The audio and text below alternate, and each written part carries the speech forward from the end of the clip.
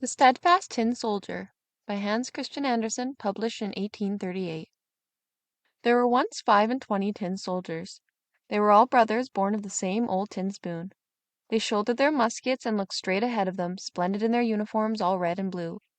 The very first thing in the world that they heard was, "Tin soldiers!" A small boy shouted it and clapped his hands as the lid was drifted off their box on his birthday. He immediately set them up on the table. All the soldiers looked exactly alike except one. He looked a little different, as he had been cast last of all. The tin was short, so he had only one leg. But there he stood as steady on one leg as any of the other soldiers on their two. But just you see, he'll be the remarkable one. On the table with the soldiers were many other playthings, and one that no eye could miss was a marvelous castle of cardboard. It had little windows through which you could look right inside it, and in the front of the castle were miniature trees around a little mirror supposed to represent a lake. The wax swans that swam on its surface were reflected in the mirror. All this was very pretty, but the prettiest of all was the little lady who stood in the open doorway of the castle. Though she was a paper doll, she wore a dress of the fluffiest gauze. A tiny blue ribbon went over her shoulder for a scarf, and in the middle of it shone a spangle that was as big as her face. The little lady held out both her arms, as a ballet dancer does, and one leg was lifted so high behind her that the tin soldier couldn't see it at all, and he supposed she must have only one leg as he did. "That would be a wife for me," he thought. "But maybe she's too grand. She lives in a castle. I have only a box with 24 roommates to share it. That's no place for her. But I must try to make her acquaintance." Still as stiff as when he stood at attention, he lay down on the table behind a snuff box, where he could admire the dainty little dancer who kept standing on one leg without ever losing her balance. When the evening came, the other tin soldiers were put away in their box, and the people of the house went to bed. Now the toys began to play among themselves at visits and battles and at giving balls. The tin soldiers rattled about in their box, for they wanted to play too, but they could not get the lid open. The nutcracker turned somersaults, and the slate pencil squeaked out jokes on the slate. The toys made such a noise that they woke up the canary bird, who made them a speech all in verse. The only two who stayed still were the tin soldiers and the little dancer. Without ever swerving from the tip of one toe, she held out her arms to him, and the tin soldier was just as steadfast on his one leg. Not once did he take his eyes off her.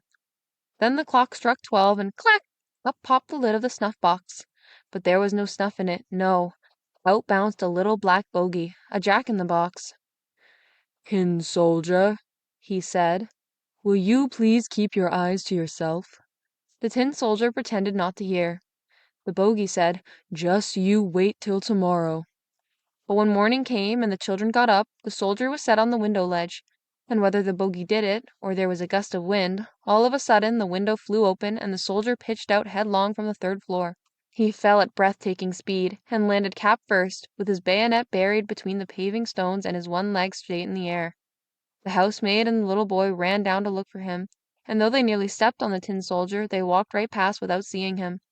If the soldier had called, "Here I am," they would surely have found him, but he thought it contemptible to raise an uproar while he was wearing his uniform. Soon it began to rain. The drops fell faster and faster until they came down by the bucketful. As soon as the rain let up, along came 2 young rapscallions. "Aye, look," one of them said. "There's a tin soldier. Let's send him sailing." They made a boat out of newspaper, put the tin soldier in the middle of it, and away he went down the gutter, with the 2 young rapscallions running beside him and clapping their hands. High heavens, how the waves splashed, and how fast the water ran down the gutter!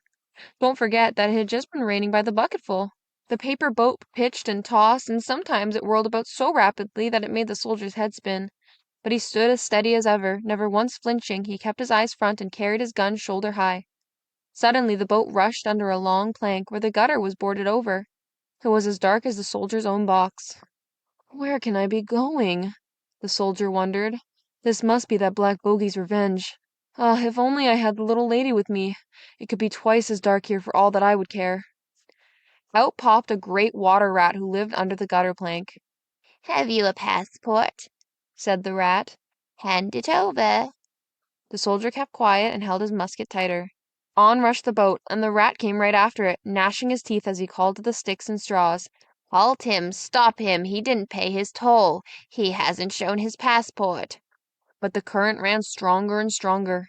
The soldier could see daylight ahead where the board ended, but he also heard a roar that would frighten the bravest of us. Hold on! Right at the end of that gutter plank the water poured into a great canal. It was as dangerous to him as a waterfall would be to us. He was so near it that he could not possibly stop. The boat plunged into the whirlpool. The poor tin soldier stood as staunch as he could, and no one can say that he so much as blinked an eye. Thrice and again the boat spun around. It filled to the top and was bound to sink. The water was up to his neck, and still the boat went down deeper, deeper, deeper, and the paper got soft and limp. Then the water rushed over his head. He thought of the pretty little dancer whom he'd never see again, and in his ears rang an old, old song. Farewell, farewell, O warrior brave! Nobody can from death thee save.